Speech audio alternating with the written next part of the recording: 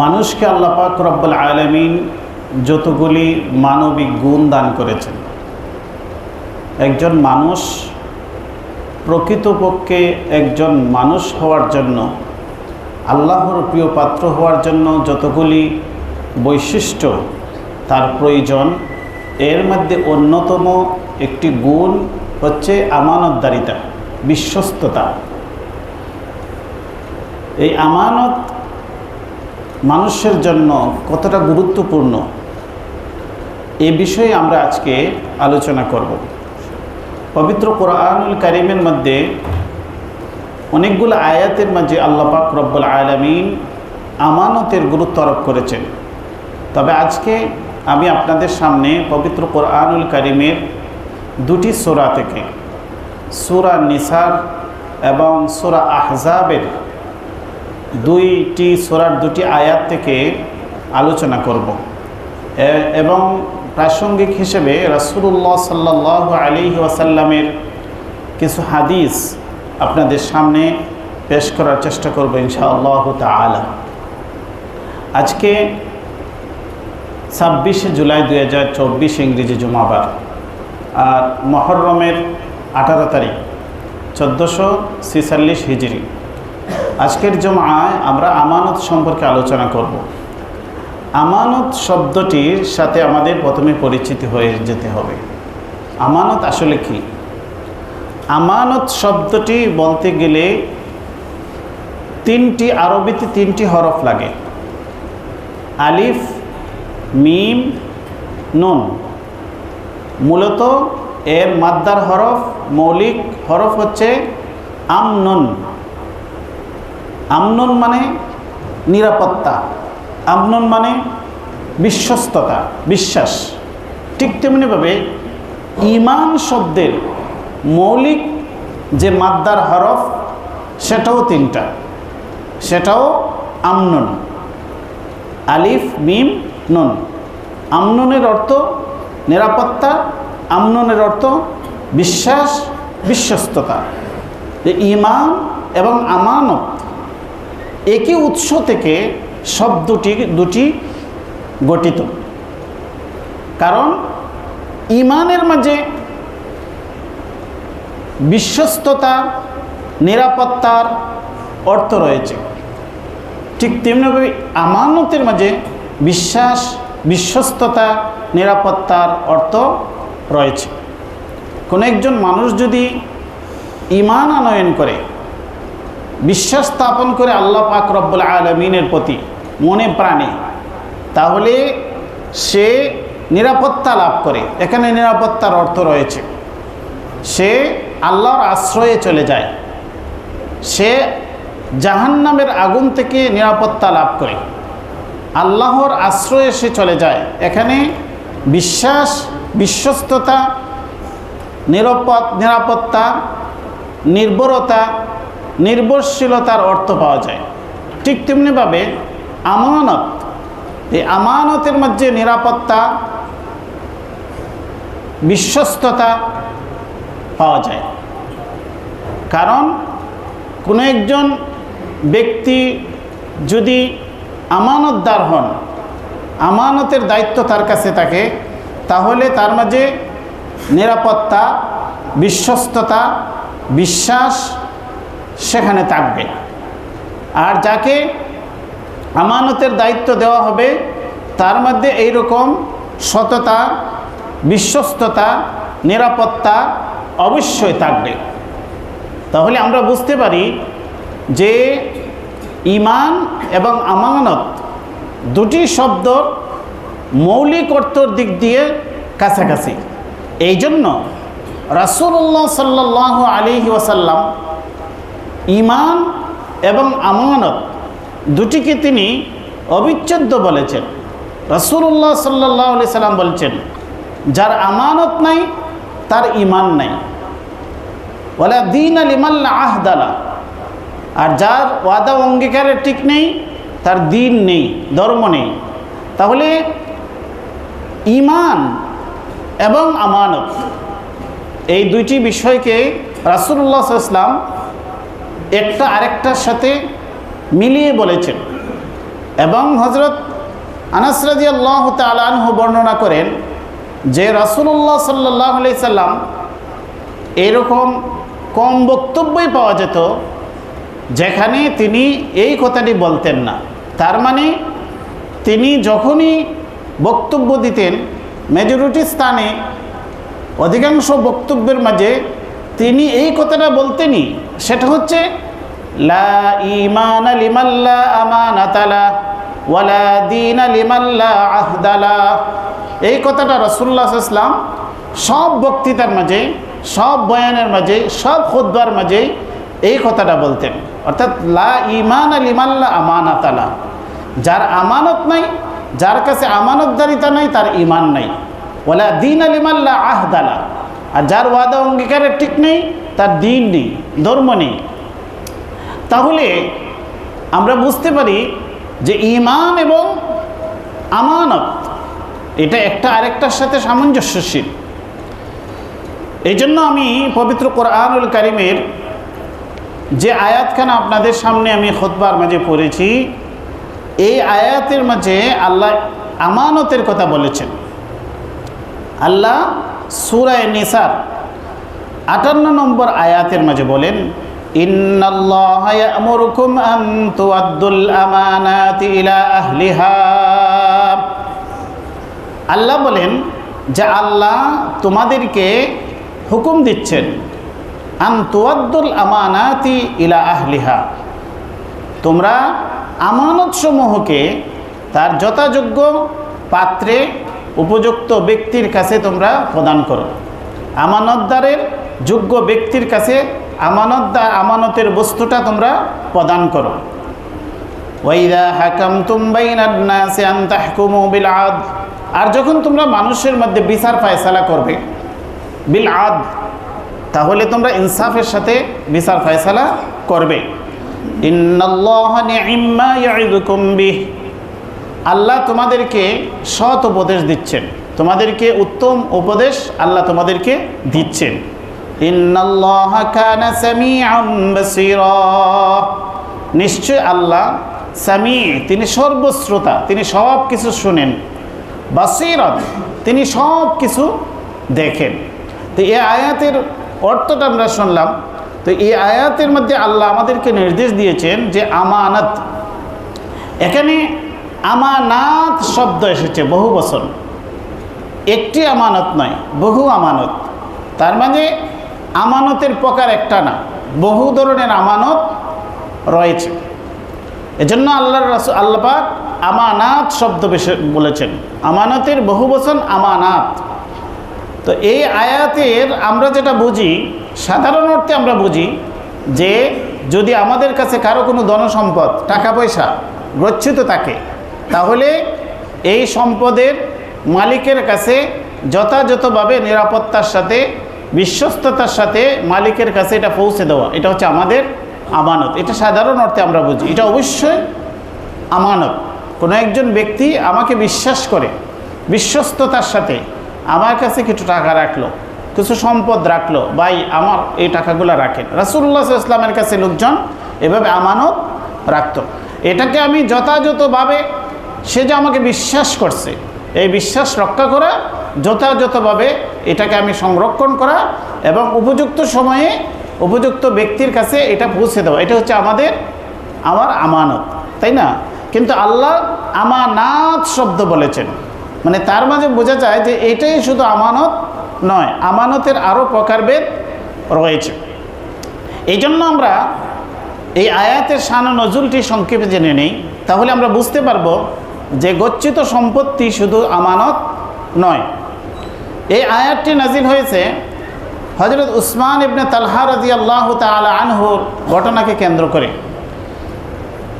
জাহিলি যুগে কাবা শরীফের যে কোনো দায়িত্ব পালন করা, এটা সবার জন্য সম্মানের, এটা মনে করা হতো। যে কোনো ব্যক্তি যদি কাবা রক্ষণাবেক্ষণ বা কাবার যে কোনো দায়িত্ব সে পাইত, তাহলে এটা তার জন্য বিরাট সম্মানের, মর্যাদার এবং গর্বের বিষয় ছিল। সেটা তো এখনও আছে, সেটা আগের যুগেও ছিল। তো কাবা শরীফের রক্ষণাবেক্ষণের জন্য গুরুত্বপূর্ণ একটি দায়িত্ব হচ্ছে কাবা শরীফের চাবি সংরক্ষণ করা। কার কাছে থাকবে? কাবার চাবি যার কাছে থাকবে তিনি হচ্ছেন সেখানকার সবচেয়ে সম্মানিত ব্যক্তি। তো কাবাগরের চাবি থাকা মানে তিনি কাবাগরের মুতাওয়াল্লি, তাই না? তো এই কাবাগরের চাবি যুগ যুগ ধরে সংরক্ষণ করে আসছিলেন হযরত উসমান ইবনে তালহা রাদিয়াল্লাহু তাআলা আনহু এবং ওনার পরিবার। তখনই তিনি মুসলমান হননি। তো এই সময়ে সপ্তাহে 2 দিন তিনি কাবা শরীফের দরজা খুলতেন, সোমবার এবং বৃহস্পতিবার। যারা আল্লাহর ঘরে ঢুকতে চায়, বরকত নিতে চায়, তারা এই সোমবারে এবং বৃহস্পতিবারে প্রবেশ করতেন, সেখান থেকে বরকত হাসিল করে তারা চলে আসতেন। তো রাসূলুল্লাহ সাল্লাল্লাহু আলাইহি সাল্লাম একদিন ইচ্ছা করলেন আল্লাহর ঘরে প্রবেশ করবেন। তখনও রাসূলুল্লাহ সাল্লাল্লাহু আলাইহি ওয়াসাল্লাম তখনও তিনি মক্কায় ছিলেন, মক্কা বিজয় হয়নি, কর্তৃত্ব কুরাইশদের হাতেই রয়েছে। তো রাসূলুল্লাহ সাল্লাল্লাহু আলাইহি ওয়াসাল্লাম একদিন ইচ্ছা করলেন তিনি কাবার ঘরে প্রবেশ করবেন। তো যখন তিনি ওই দিনে, খোলার দিনে তিনি আসলেন, কাবার শরীফের ভিতরে প্রবেশ করার ইচ্ছা করলেন, ওসমান ইবনে তালহা রাসূলুল্লাহ সাল্লাল্লাহু আলাইহি ওয়াসাল্লামকে বাধা দিলেন কেন? তিনি তখন তো ওসমান ইবনে তালহা কাফির, আর রাসূলুল্লাহ সাল্লাল্লাহু আলাইহি ওয়াসাল্লামকে তো মক্কার যারা কুরাইশ নেতা কাফিররা রাসূলুল্লাহ সাল্লাল্লাহু আলাইহি ওয়াসাল্লামকে তো ভালোভাবে তারা গ্রহণ করে নাই। তো রাসূলুল্লাহ সাল্লাল্লাহু আলাইহি ওয়াসাল্লাম কাবা শরীফে প্রবেশ করবেন এটা সে পছন্দ করলো না, এবং তাফসীরের কিতাবে উল্লেখ রয়েছে সে খুব বিরূপ মন্তব্য করলো রাসূলুল্লাহ সাল্লাল্লাহু আলাইহি ওয়াসাল্লামকে নিয়ে, কটূক্তি করলো, প্রবেশ করতে বাধা দিল। রাসূলুল্লাহ সাল্লাল্লাহু আলাইহি ওয়াসাল্লাম তখন এই সব কথাগুলি তিনি সহ্য করলেন, সবর করলেন, এবং এক পর্যায়ে রাসূলুল্লাহ সাল্লাল্লাহু আলাইহি ওয়াসাল্লাম বললেন, হে উসমান, তুমি জেনে রাখো এই কাবা শরীফের চাবি একদিন তুমি আমার হাতে দেখতে পাবে, এবং তখন আমি যাকে ইচ্ছা এই চাবির দায়িত্ব অর্পণ করব। এই কথা রাসূলুল্লাহ সাল্লাল্লাহু আলাইহি ওয়াসাল্লাম যখন বললেন, তখন সে একটি মন্তব্য বলল যে সেই দিনটা কুরাইশদের জন্য খুবই অপমানের হবে। রাসূলুল্লাহ সাল্লাল্লাহু আলাইহি ওয়াসাল্লাম বললেন, না, সেই দিনটা হবে কুরাইশদের জন্য আজাদির দিন, সেই দিনটা হবে কুরাইশদের জন্য মুক্তির দিন, সেই দিনটা হবে কুরাইশদের জন্য সম্মান এবং মর্যাদা, গৌরবের দিন। ওসমান ইবনে তালহা চিন্তা করলে লাগলেন যে মুহাম্মদ সাল্লাল্লাহু আলাইহি ওয়াসাল্লামের যদিও তারা বিরোধিতা করত, কিন্তু মুহাম্মদ সাল্লাল্লাহু আলাইহি ওয়াসাল্লাম যে একজন বিশ্বস্ত মানুষ, আমানতদার, তিনি মিথ্যা কথা বলেন না, এবং যে কথাটা তিনি বলেছেন এটা নিয়ে সে ভাবতে লাগলো যে এটা হয়তো এমন হয়ে যাবে মুহাম্মদ সাল্লাল্লাহু আলাইহি ওয়াসাল্লাম একদিন বিজয়ী হবেন আর এই চাবির কর্তৃত্ব তার হাতে চলে যেতে পারে।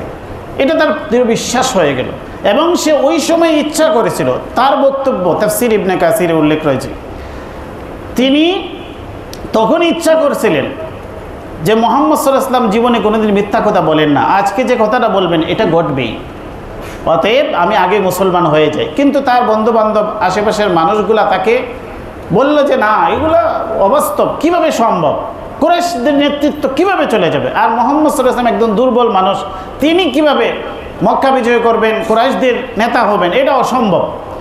তিনি স্থগিত হয়ে যান। এরপরে যখন মক্কা বিজয় হয়, মক্কা বিজয়ের পরে রাসূলুল্লাহ সাল্লাল্লাহু আলাইহি ওয়াসাল্লাম যখন বিজয়ের বেশে মক্কায় প্রবেশ করলেন, ওসমান ইবনে তালহার ব্যাপারে দুটি বর্ণনা রয়েছে। এক বর্ণনা রয়েছে তিনি স্বেচ্ছায় রাসূলুল্লাহ সাল্লাল্লাহু আলাইহি ওয়াসাল্লামের কাছে এসে এই চাবিটি অর্পণ করেন। অন্য বর্ণনায় রয়েছে তিনি সেটা মেনে নিতে পারেননি, তিনি চাবি নিয়ে পালানোর চেষ্টা করেছেন। হযরত আলী রাদিয়াল্লাহু তাআলা আনহু তাকে ধরে ফেললেন এবং তার কাছ থেকে চাবিটা ছিনিয়ে নিয়ে এসে রাসূলুল্লাহ সাল্লাল্লাহু আলাইহি ওয়াসাল্লামের কাছে দিয়েছেন। যেভাবেই হোক রাসূলুল্লাহ সাল্লাল্লাহু আলাইহি ওয়াসাল্লামের কাছে এই চাবিটি এসেছে। রাসূলুল্লাহ সাল্লাল্লাহু আলাইহি ওয়াসাল্লাম আল্লাহর ঘরে প্রবেশ করলেন, সালাত আদায় করলেন, শুকরিয়া জ্ঞাপন করলেন, বের হয়ে আসলেন। এরপরে ওসমান ইবনে তালহাকে ডাকে আনলেন, এনে বললেন যে এই চাবিটা আল্লাহ আমাকে এই চাবির কর্তৃত্ব দান করেছেন, এই চাবিটা আজকে আমার হাতে, মক্কা বিজয় হয়েছে, মুসলমানদের হাতে কর্তৃত্ব এসেছে, এই চাবির মালিক আল্লাহ আমাকে বানিয়েছেন, আমি ইচ্ছে করলে যাকে ইচ্ছা তাকেই এই চাবির দায়িত্বশীল আমি বানাতে পারি। আজকের দিনে আমি তোমার হাতেই এই চাবির দায়িত্ব অর্পণ করলাম। রাসূলুল্লাহ সাল্লাল্লাহু আলাইহি ওয়াসাল্লাম বলছেন, তালহা, ওসমান ইবনে তালহা, তোমার সেই দিনের কথা কি মনে আছে যেদিন আমি বলেছিলাম যে এই চাবির কর্তৃত্ব একদিন আমার হাতে আসবে, তুমি সেদিন একদিন দেখতে পাবে এই চাবিটা আমার হাতে, আর আমি যাকে ইচ্ছা এই চাবির দায়িত্ব অর্পণ করব।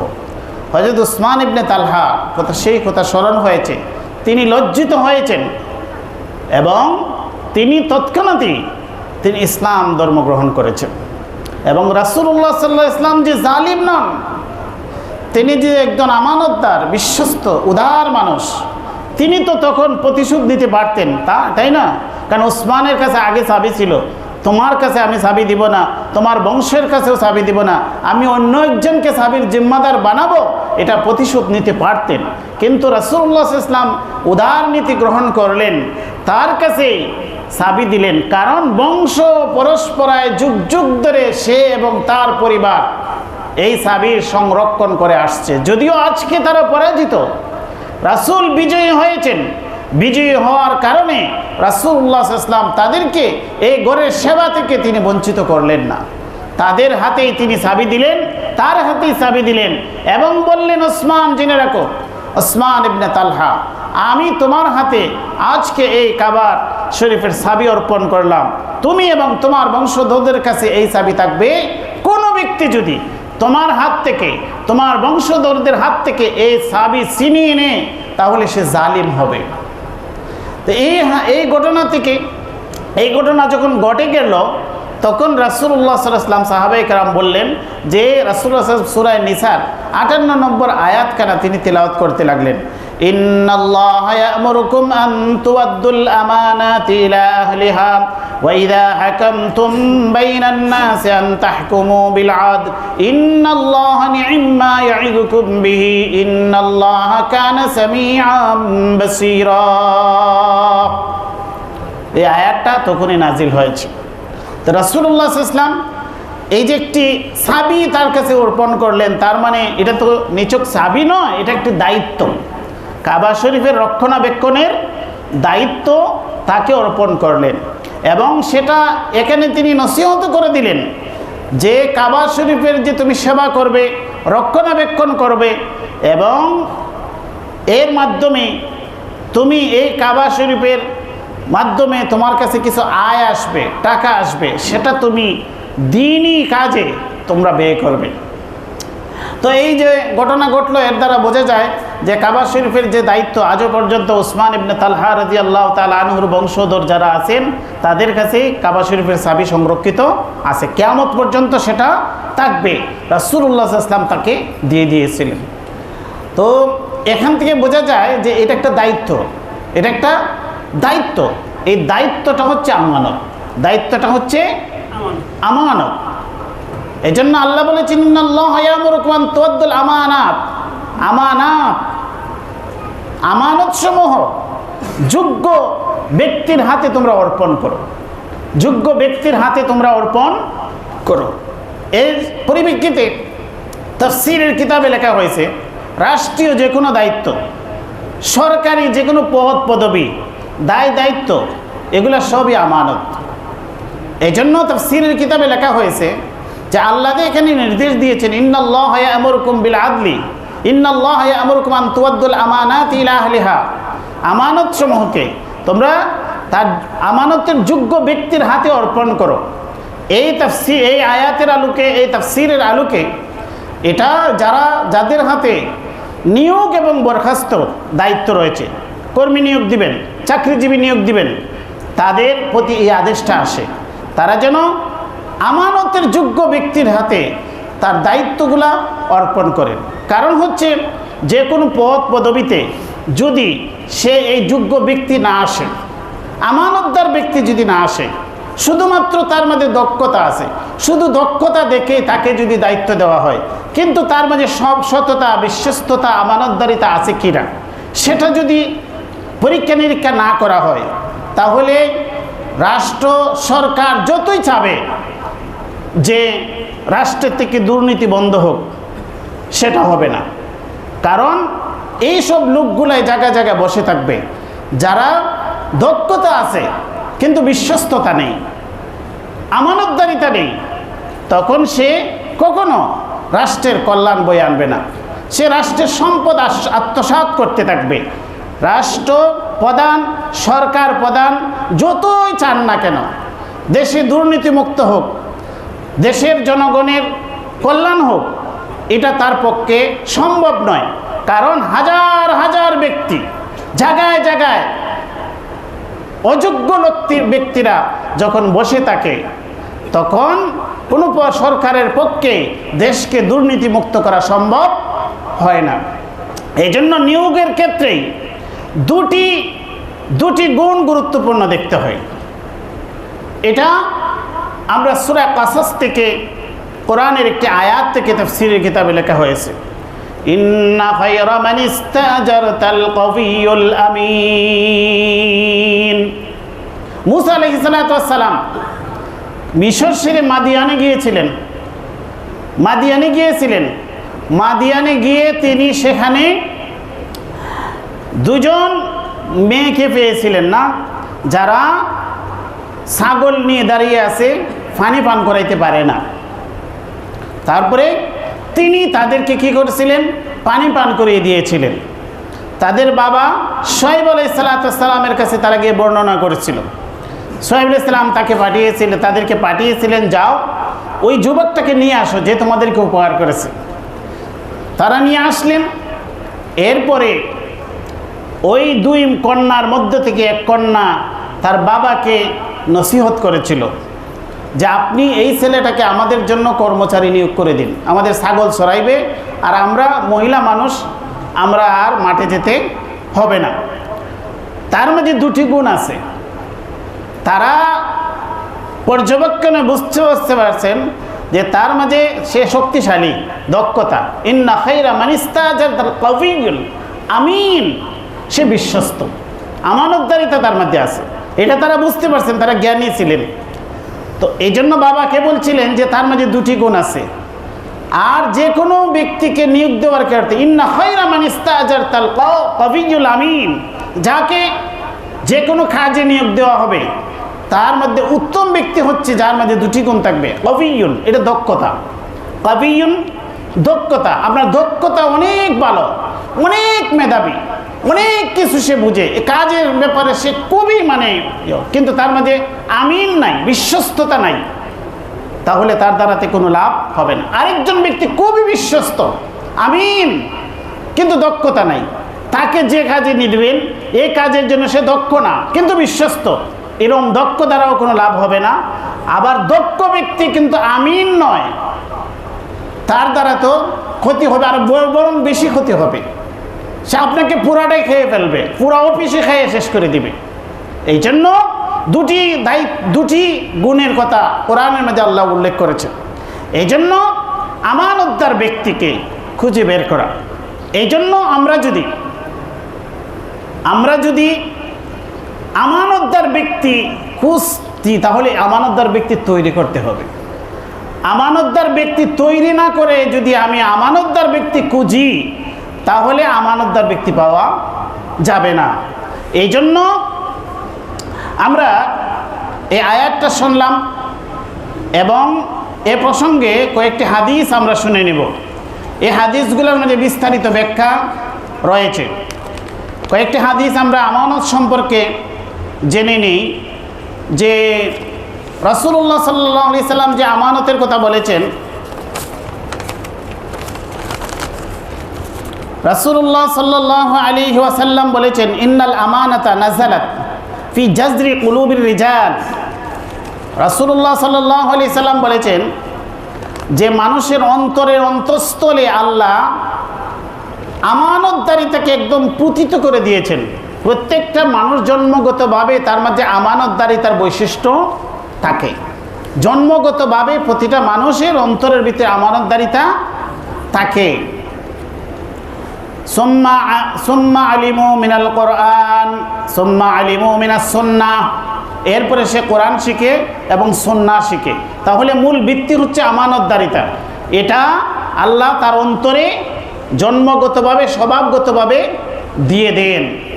এরপরে সে যখন অন্যায় পথে চলতে থাকে, সে যখন সঠিক শিক্ষাটা পায় না, তাকওয়ার শিক্ষাটা পায় না, সে জন্মের পর থেকেই যখন সে সঠিক পথ নির্দেশনা পায় না। অন্য হাদিসের মাঝে রাসূল বলছেন কুল্লু মাউলুদিন ইউলাদু আলাল ফিতরা, এই ফিতরার মধ্যে রয়েছে ফিতরা স্বভাব, এই ফিতরার মধ্যে আমানত রয়েছে, ঈমান রয়েছে, আমানত রয়েছে। ফাআবওয়াহু ইউহাব্বিদানিহি আও ইউনাসসিরানিহি আও ইউমাজ্জিসানিহি, তার মা বাবার কারণে, তার অভিভাবকদের কারণে সে ইহুদি হয়ে যায়, নাসারা হয়ে যায়, মূর্তি পূজক হয়ে যায়, আল্লাহ বিদ্রোহী হয়ে যায়।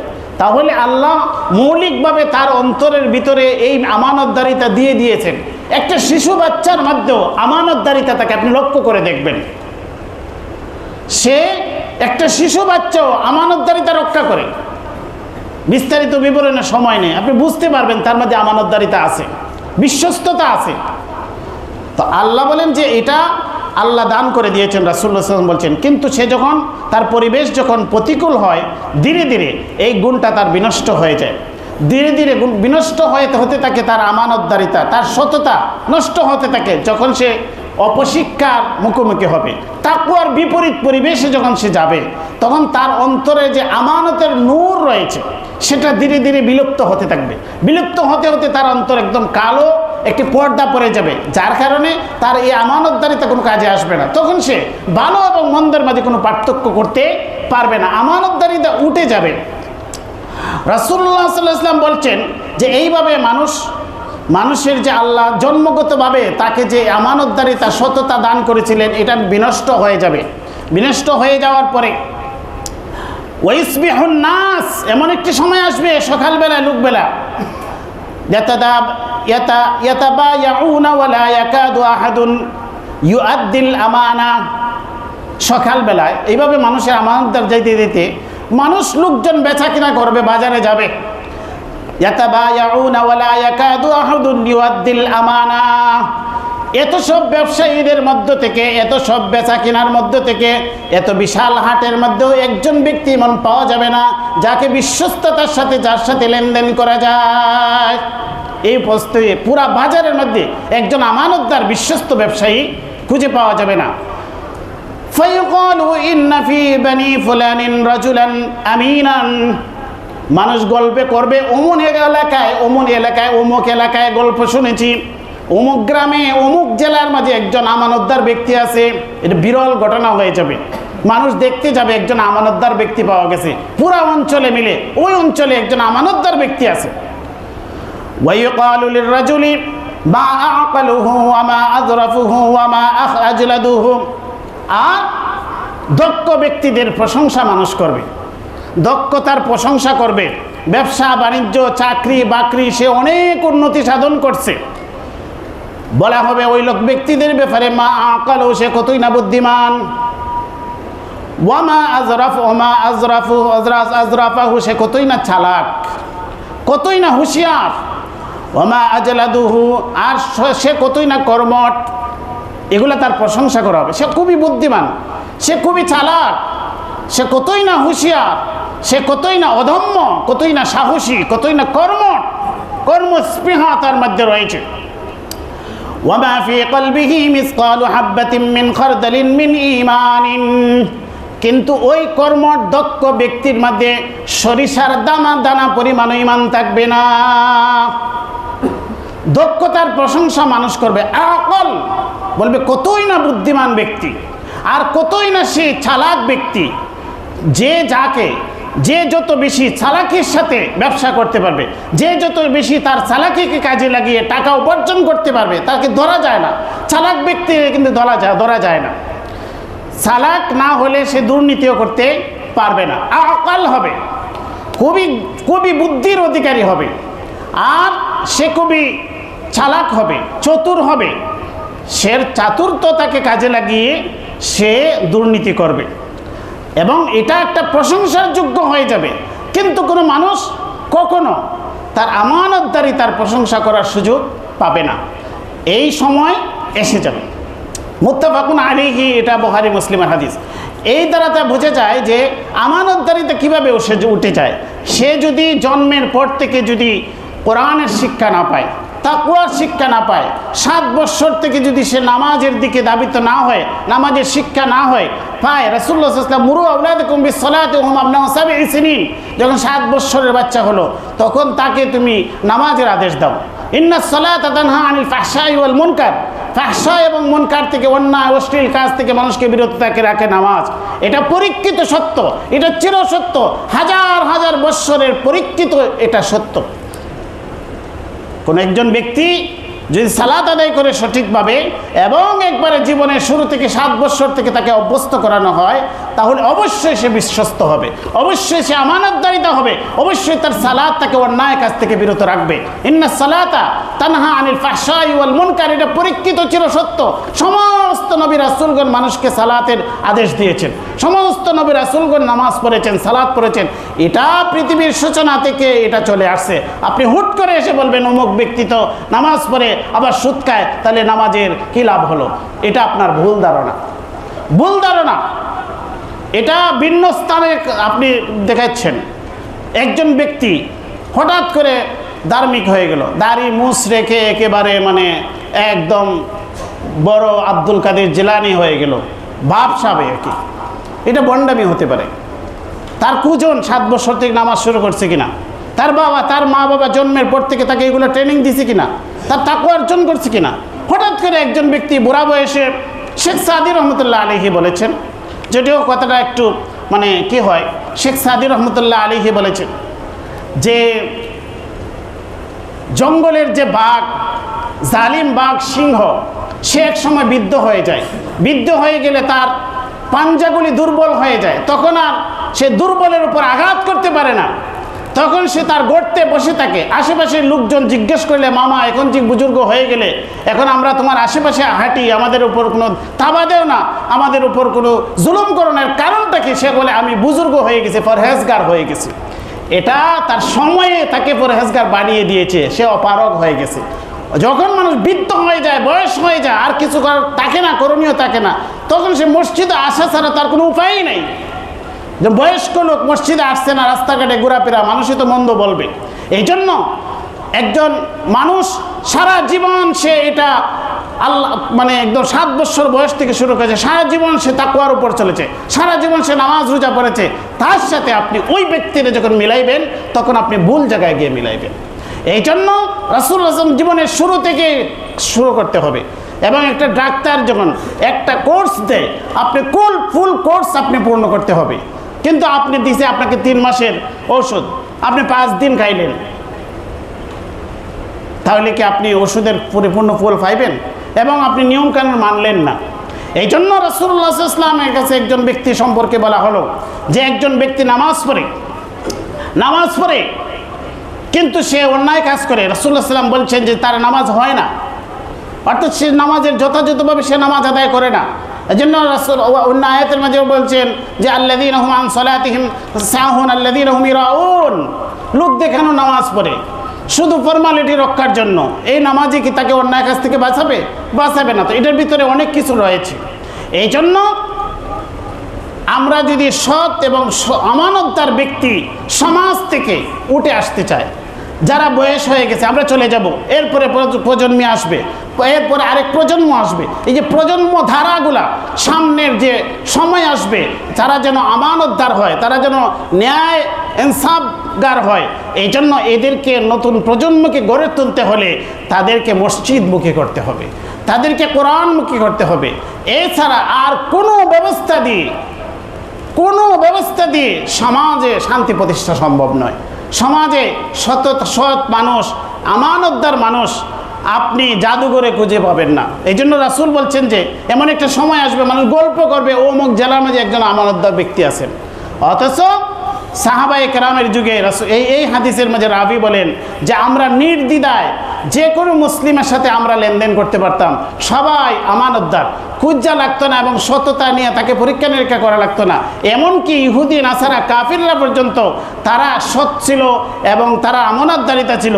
তিনি এই হাদিসের বর্ণনাকারী বলেন মুসলিমদেরকে তার ইসলামী তার আমানতদারিতার ক্ষেত্রে তাকে উৎসাহিত করত। তার ইমান, সে ইমানদার, অতএব একজন ইমানদার তার মাঝে আমানতদারিতা থাকবে না, এটা তো অসম্ভব, তাহলে সে তো মুনাফিক হয়ে যাবে।